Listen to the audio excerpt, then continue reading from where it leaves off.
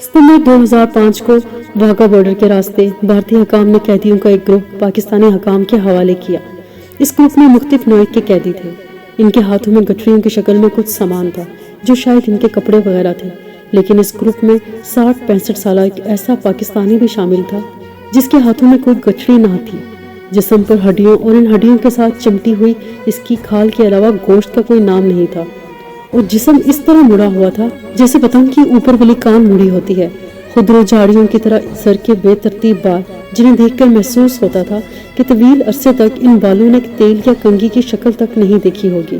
اور دکھ کی بات کہ پاکستان داخل ہونے والے اس قیدی کی زبان بھی کٹی ہوئی تھی، لیکن ان سارے مصائب کے باوجود اس قیدی میں ایک چیز بڑی مختلف تھی، اور وہ تھی اس کی آنکھیں، جن میں ایک عجیب سی چمک تھی۔ پاکستانی حکام کی طرف سے ابتدائی کارروائی کے بعد ان سارے قیدیوں کو فارغ کر دیا گیا۔ سارے قیدی اپنے اپنے گھروں کو روانہ ہو گئے، لیکن یہ بوڑھا قیدی اپنے گھر جانے کے بجائے ایک عجیب منزل کی تلاش میں نکل کھڑا ہوا۔ کامتے ہوئے ناتواں ہاتھوں سے وہ ٹوٹے ہوئے الفاظ لکھ لکھ کر اپنی منزل کا پتہ پوچھتا رہا، اور ہر کوئی اسے ایک غریب سائل سمجھ کر اس کی رہنمائی کرتا رہا۔ اور یوں 2005 میں یہ بوڑھا شخص پاکستانی آرمی کی آزاد کشمیر ریجمنٹ تک پہنچ گیا۔ وہاں پہنچ کر اس نے ایک عجیب دعویٰ کر دیا۔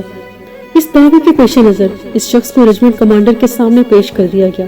کمانڈر کے سامنے پیش ہوتے ہی نہ جانے اس بوڑھے ناتواں شخص میں کہاں سے اتنی طاقت آ گئی کہ اس نے ایک نوجوان فوجی کی طرح کمانڈر کو سلوٹ کیا، اور ایک کاغذ پر ٹوٹے ہوئے الفاظ میں لکھا، سپاہی مقبول حسین نمبر 335139 ڈیوٹی پر آ گیا ہے اور اپنے کمانڈر کے حکم کا منتظر ہے۔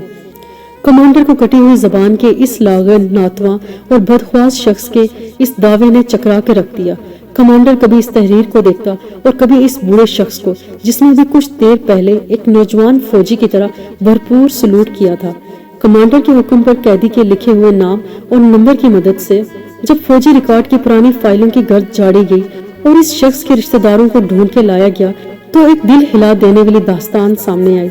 اور یہ داستان جاننے کے بعد اب پھولوں، فیتوں اور سٹارز والے اس لاغر شخص کو سلوٹ مار رہے تھے۔ اس شخص کا نام سپاہی مقبول حسین تھا۔ 65 کی جنگ میں سپاہی مقبول حسین کیپٹن شیر کی قیادت میں دشمن کے علاقے میں اسلحہ کے ایک ڈپو کو تباہ کر کے واپس آ رہا تھا کہ دشمن سے جھڑپ ہو گئی۔ سپاہی مقبول حسین، جو اپنی پشت پر وائرلیس سیٹ اٹھائے اپنے افسران کے لیے پیغام رسانی کے فرائض کے ساتھ ہاتھ میں اٹھائی گن سے دشمن کا مقابلہ بھی کر رہا تھا، مقابلے میں زخمی ہو گیا۔ سپاہی اسے اٹھا کر واپس لانے گئے تو سپاہی مقبول حسین نے انکار کرتے ہوئے کہا کہ بجائے میں زخمی حالت میں آپ کا بوجھ بنوں، میں دشمن کا مقابلہ کرتے ہوئے آپ کے لیے محفوظ راستہ مہیا کرتا ہوں۔ ساتھیوں کا اصرار دیکھ کر مقبول حسین نے ایک چال چلی اور خود کو چھوٹی کھائی میں گرا کر اپنے ساتھیوں کی نظر سے اوجھل کر لیا۔ دوست تلاش کے بعد واپس لوٹ گئے تو اس نے ایک مرتبہ پھر دشمن کے فوجیوں کو آڑے ہاتھوں لیا۔ اسی دوران دشمن کے ایک گولے نے سپاہی مقبول حسین کو شدید زخمی کر دیا۔ وہ بے ہوش ہو کر گر پڑا اور دشمن نے اسے گرفتار کر لیا۔ جنگ کے بادل چھٹے تو دونوں ملکوں کے درمیان قیدیوں کی فہرستوں کا تبادلہ ہوا تو بھارت نے کہیں بھی سپاہی مقبول حسین کا ذکر نہ کیا، اس لیے ہماری فوج نے بھی سپاہی مقبول حسین کو شہید تصور کر لیا۔ بہادر شہیدوں کی بنائی گئی ایک یادگار پر اس کا نام بھی کندہ کر دیا گیا۔ ادھر بھارتی فوج خوبصورت اور کڑیل جسم کے مالک سپاہی مقبول حسین کی زبان کھلوانے کے لیے اس پر ظلم کے پہاڑ توڑنے لگی۔ اسے 4x4 فٹ کے ایک پنجرہ نما کوٹری میں بند کر دیا گیا، جہاں وہ نہ بیٹھ سکتا تھا نہ لیٹ سکتا تھا۔ دشمن انسان سوز مظالم کے باوجود اسے کچھ اگلوا نہ سکا تھا۔